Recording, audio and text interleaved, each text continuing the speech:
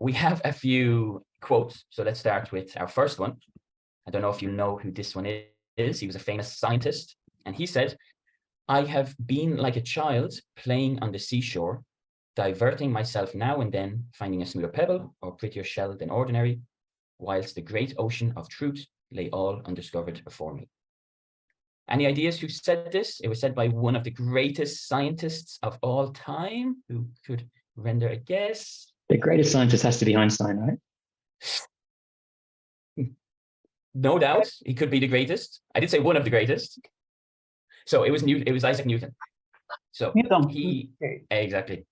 So he compared himself. So one of the greatest minds ever. He compared himself to a child playing on the seashore, in the sense that he was constantly exploring and discovering new things, driven by curiosity or a sense of wonder, just like a child is often driven just by pure curiosity. So relating that to business, this attitude can also help us, sometimes by approaching challenges and opportunities with this curiosity, instead of just being focused by, we need to get the job done, or just thinking analytically. If we have this curiosity of trying to find a new way of doing things, or this openness, we may be able to discover certain solutions or ideas that we may have otherwise overlooked. Another quote, you should be able to get this one. Maybe you, Rocio. So the quote goes, "Every child is an artist. The problem is how to remain an artist once we grow up." Any ideas who said this? No, sorry. No. I'll give you some clues. Okay, he was Spanish. Picasso? Yeah, exactly. So Picasso, as I'm sure we're maybe more familiar with here in Malaga, or maybe not, we know he's one of the most influential artists, in the world, or certainly of the 20th century. So he said there, he believed every child is an artist. He saw the creative potential in everyone. But it wasn't just as simple as that. He also recognized that many people lose the creative spark as they grow up. And I'm sure we all agree with that as well.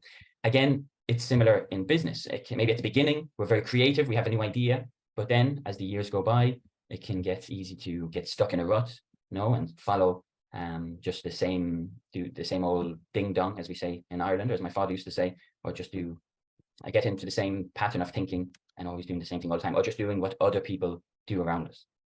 Instead, by trying to tap into this inner child and embrace the creativity that we do all have in us, we should be able to come up with new ideas or different ways of doing things that can set us apart from our competition.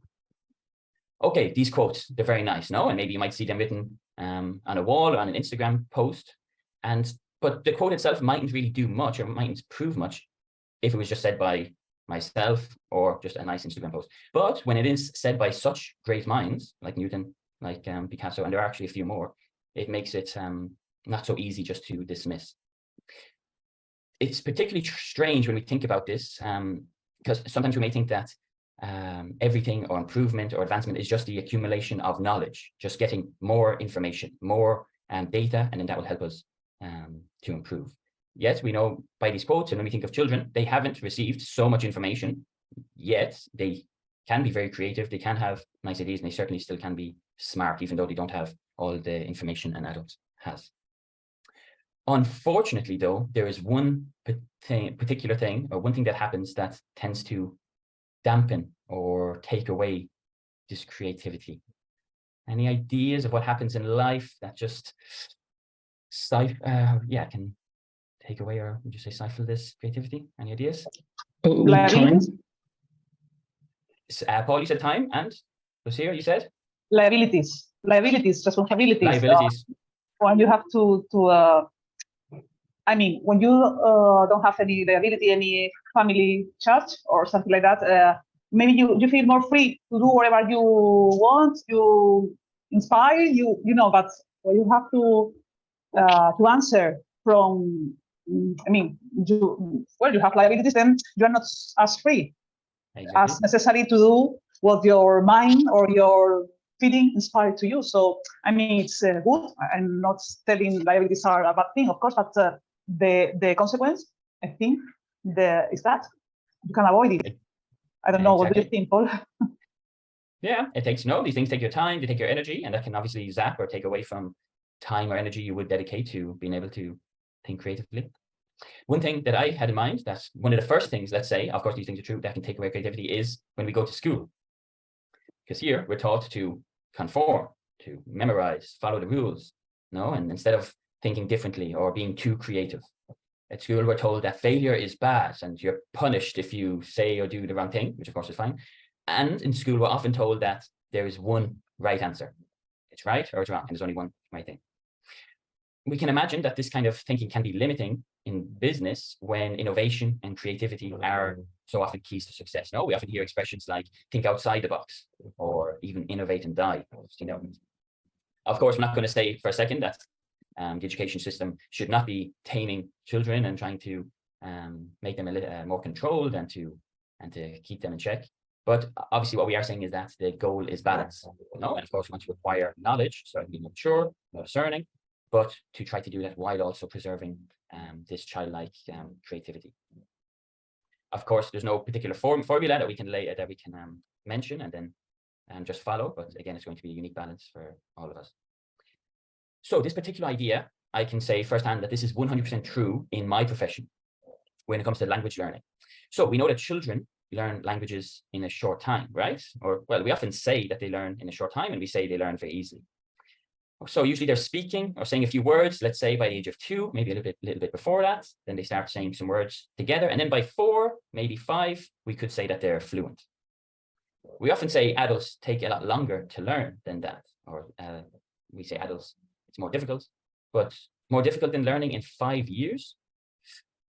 Obviously, it's not the same, but we know that many people can and have learned a language to a fluent level in, let's say, 2 years would be reasonable. 3 years would be quite reasonable. Some people even quite less.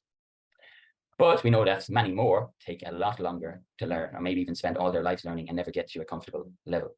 One of the main reasons, there's many reasons for this, but one of the reasons I would attribute to this is that people can sometimes be too analytical in their language learning process. They try to reason out everything, or they go too far into the details when they would be better off just accepting what came and just repeat what they've heard or what they've been told to say, as opposed to trying to really reason out everything.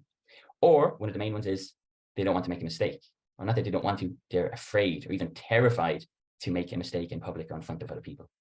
Instead, if they were more like a child with this sense, or that they don't care about failing and making a mistake, they would learn a lot quicker and also a lot better. Okay, so in conclusion, what did we learn?